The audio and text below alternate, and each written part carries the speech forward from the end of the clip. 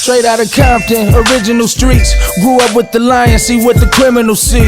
Now he a giant and a pivotal key.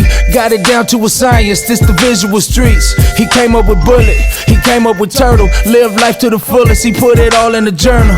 We dodging them bullets, we jumping them hurdles. It's the hood postman, we in the streets universal. Hood postman, Professor Belly Bell. This is not a glorification or a glamorization. This is an education. You can go anywhere in the world and get a couple of lives, but you come right here to get the truth. Be sure to click the notification bell, like, subscribe, and share. Drop a comment down below. So when the dope content hit, it'll feel like it's the first and 15th. Lock the door.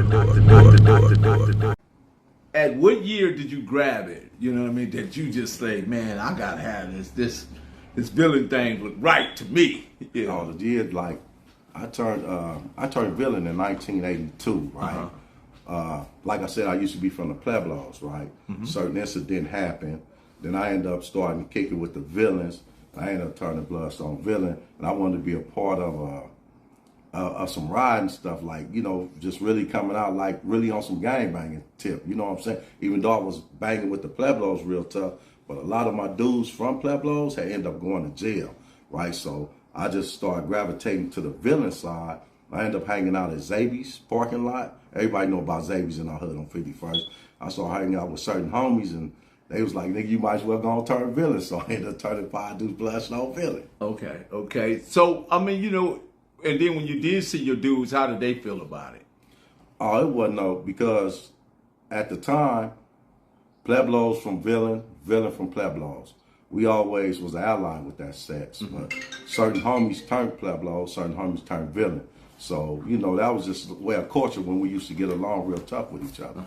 You know, and that's not unusual, because there was multiple dudes that claimed two sets or was from a set. That's not unusual. Sometimes people try to make something out of it, but it's really nothing. It's just about the culture, and it's about, you know, who you jail with and who you rock with. You know what I mean? At the time, and sometimes those things change.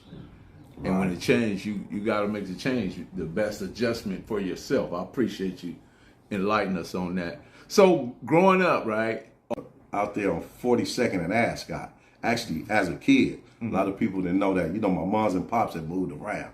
You know, a lot of stuff moved from over there to the Pueblos, over there. My pops used to hang over there at the gambling shacks on Central, so I started hanging out over there with him, and then I started coming up. Like I said, when all my partners went to jail from Pueblos, I intervened with the villains and started hanging out with the villains, and ended up turning Bloodstone villain. You know, because the 80s took the bang to a whole nother level based on the cocaine that was entering the city, and people was able to get more volume, more guns, it just, you know, escalated. Yeah, the 80s took, like I say, everybody, like you had homies that started sets, right? From Bloods to Crip sets. But when you had the homies that my age, and the little homies probably 3-4 years up under me, we brought the gang banging into the aspect of gang banging. As far as the drugs, I put the bang in the gang. We put the bang in the gang. Exist in that time right there. Man, coming up in the 80s, being a Blood or whatever, you was a Crip, Bloods was really, we, like everybody always say, we get on these videos and we talk, we get on these podcasts and talk. Bloods was always outnumbered. So coming up in the 80s, being a Blood was kind of scary, but you had to have heart to become a Blood at that point. You had dudes back then with the juvenile hall, you know, and some dudes didn't claim, some dudes did. I just always remember the homies used to tell me, nigga, it's a lot of Crips in juvenile hall. When you go there, nigga, claim your hood. Claim the hood. I was a small dude, but I was banging from villain, and I actually had to claim villain. Like I said, I had about 6 fights, right? Probably 3 and 3 out the bunch. Won 3, lost 3. You know, claim my set. They actually, when I go to E and F dorm at Los Padrinos, all the Bloods over there on the east, we was in F dorm. So they was like, Swanny, come over here with us. This was all the Bloods. I said, I ain't going nowhere, homie. It is what it is. So I had to take the consequences and suffer that. You know what I'm saying? I had to line it up and fight. You know what I'm saying? My fighting skills weren't good, but I had enough to hold a motherfucker off of me. Period, that. But I never went nowhere. I done always been outnumbered. I used to always, I wish a homie would come up here. I wish we had a homie that I could meet from anywhere. He could be from Pyru or West Side Blood or East Side Blood, that I could just be with and be like, homie, we up against it.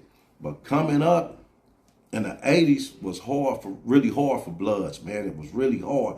And right now, as of the day, it's so many, the rappers got, a lot of Bloods into blood gangs now, because you got a lot of Bloods that rap now, so they influence, right? But a lot of these young Bloods don't know how hard it was coming up being a Blood. Like I say, if the Crips wasn't really, you got Crips sets warm with each other. The Crips sets weren't really warm with each other. The Bloods will see how hard it is that'll be in a Blood. Everybody says a lot of Bloods. I beg the difference. Bloods was getting deep as the rap game was going on, but what was the Crips doing? They was still counting numbers too. And I don't know why people say that. The Crips always gonna be deeper than Blood, no matter what, how you look at it or how far you look at it. That's just some real talk. Cali Finest, baby.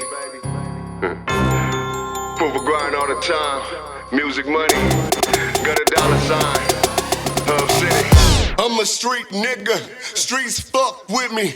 I'ma keep pushing products till the fans get me. It's guap off top. Diamond Cartier. That nigga Wall won't give a broke